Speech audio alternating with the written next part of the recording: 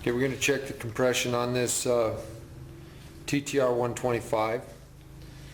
So first off, I took the spark plug out and we'll install the compression hose.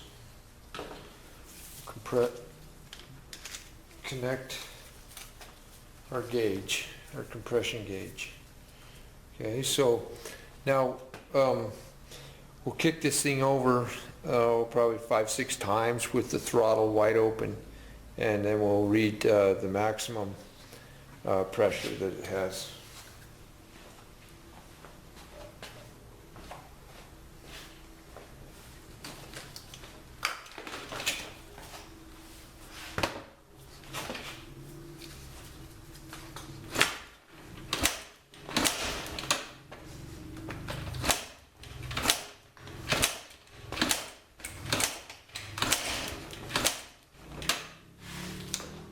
Okay, so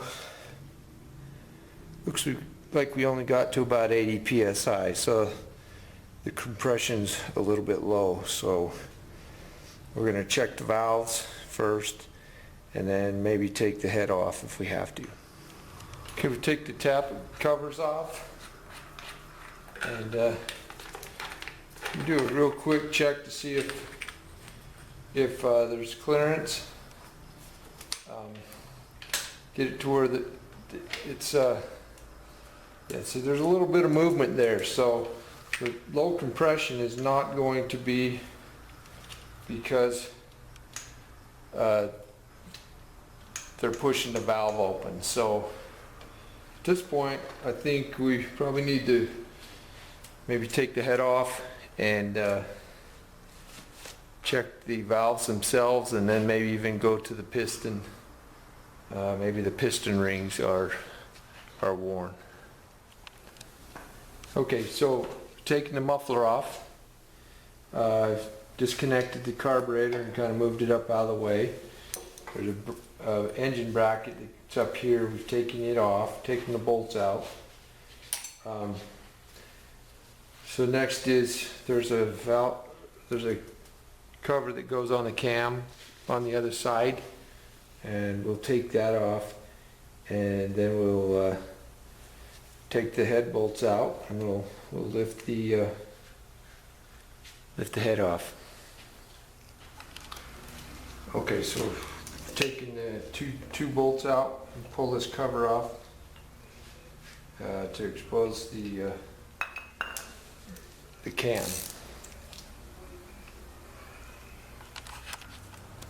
While I'm on this side of the motor, I'm going to take off the cam chain tightener.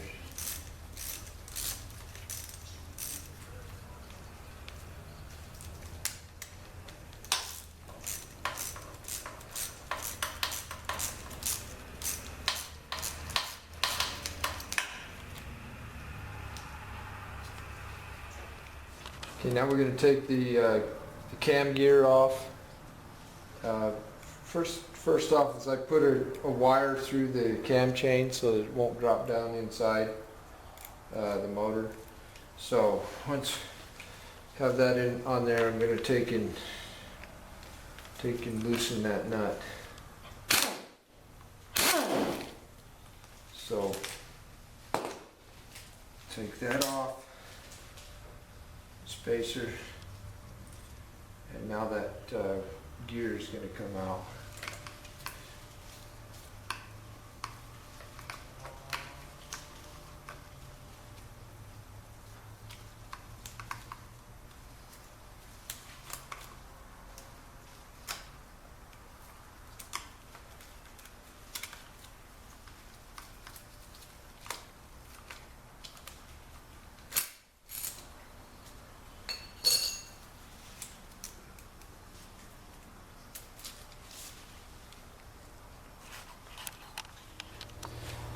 Okay, there's two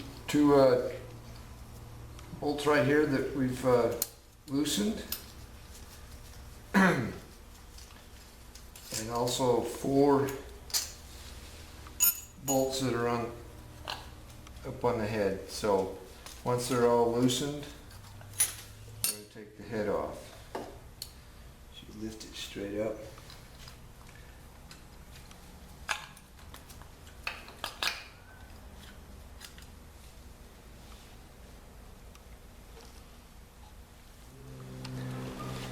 Okay, in order to get this one head bolt out here, it won't come out. It's too long to come out this direction. So we're going to take the front bracket that holds the front of the motor and take it off. We're going to take the bolt out that goes right here, that's the engine mount. Then there's a second one down here that if you just get it loose, you don't have to take the whole motor out. So once you get that loose, the motor can move a little bit, and now you can turn this just slightly and able to get that head bolt out. Once you have that out, just work the head off the cylinder, and it's a good time to inspect it. These valves don't look too bad, but we'll be taking it apart and measuring, make sure everything's within specification. But really the compression should be low based on those valves looking like that. So the next will be is to take the cylinder head off, or the cylinder off, and check the piston.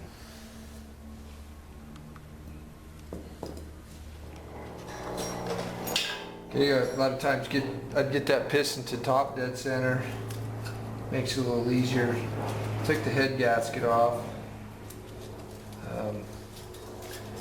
Inspect it. I don't really see any blow-by with it. Maybe right there might be, but we'll be replacing that anyway. Take the cam chain guide out. Okay, so at this point we're going to pull the cylinder off.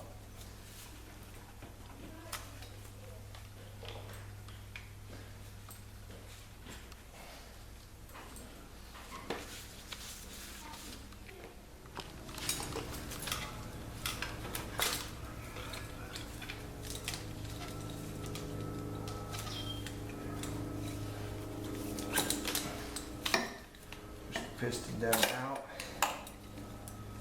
pull the chain, and inspect the piston or the cylinder.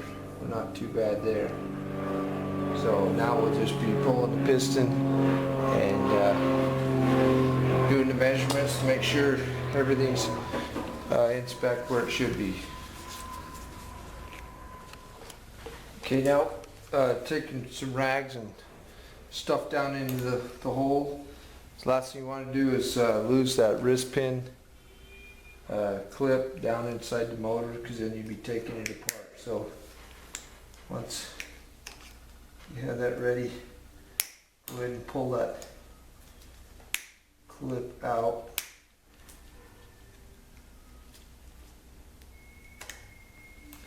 Right there.